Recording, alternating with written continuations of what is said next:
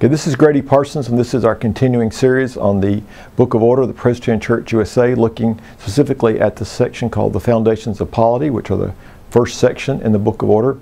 Today we're looking at sections F-3.0204 through F-3.0209, which are mostly one-sentence sections, but they really do spell at the heart of how we operate as a church.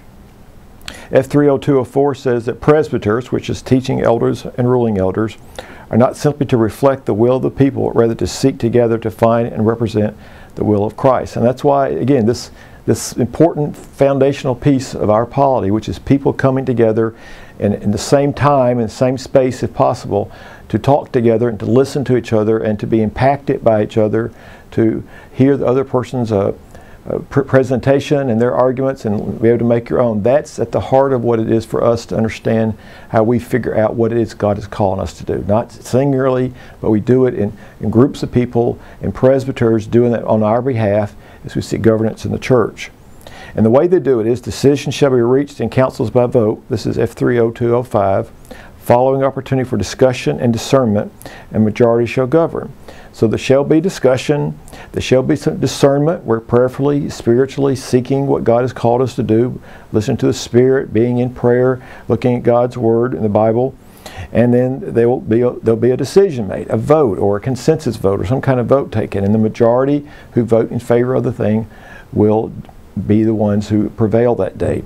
But it's discussion, discernment, seeking not the will of the people, just the will of the people, not just to be popular, but rather to seek together what God calls us to do.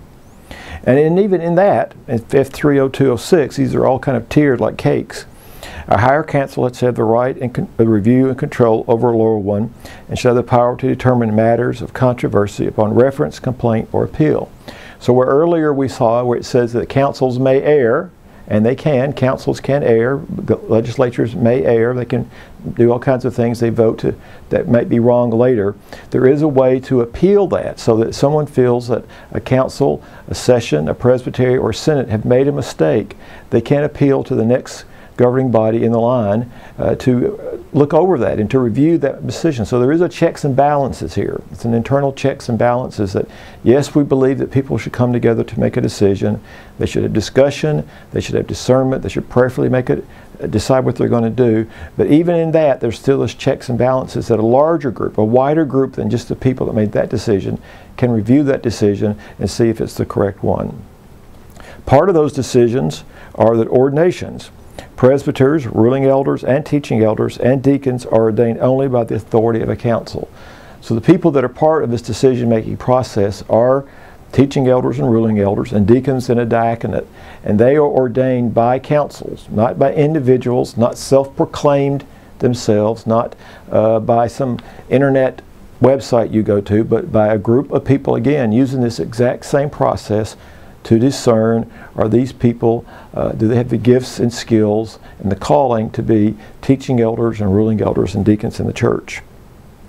And then in F-3.0208, that shared power is exercised jointly. Ecclesial jurisdiction is a shared power to be exercised jointly by presbyters gathered in councils. And again, this is saying it in the exact same way that church authority, the authority we use to help decide controversies, authority we use to help decide what color we're going to paint the sanctuary, all of that is a shared power. You know, and there's no singular power. No one person is given all the authority again, but it's shared power exercised jointly by presbyters gathered in councils, sessions, presbyteries, synods, and the General Assembly.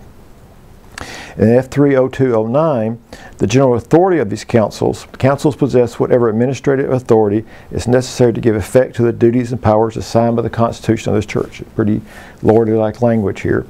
The jurisdiction of each council is limited by the express provisions of the Constitution, with powers not mentioned being reserved to the presbyter. So this book, this Book of Order, which contains the part of the Constitution of the church, it empowers the councils of the church to be able to make decisions. And where it's not empowered to make decisions, all those other powers are reserved to the presbyteries to decide how they're going to work out, because they're the ones closest to the mission in that area. So this is sort of the blueprint of how we govern as a church, and the blueprint of how we understand, we seek God's guidance as a church, and the blueprint of how we really choose leaders in the church. It's all contained in these very short sentences between F-3.0204 and F-3.0209. And what again it says is, as part of this grand bargain, part of this great covenant that we've committed ourselves to, is that we're going to do church together.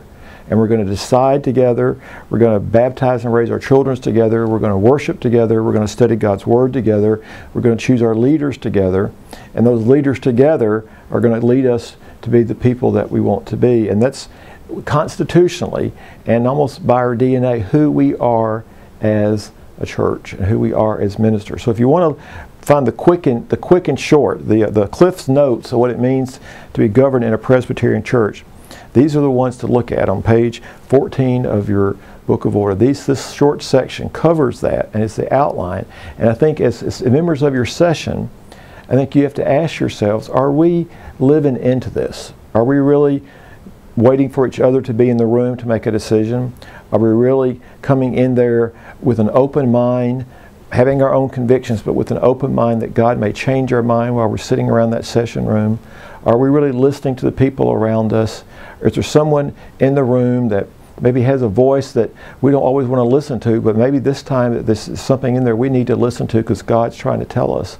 And are we sharing that power that God has asked us to exercise in the church for the good of the church and for the good of each other?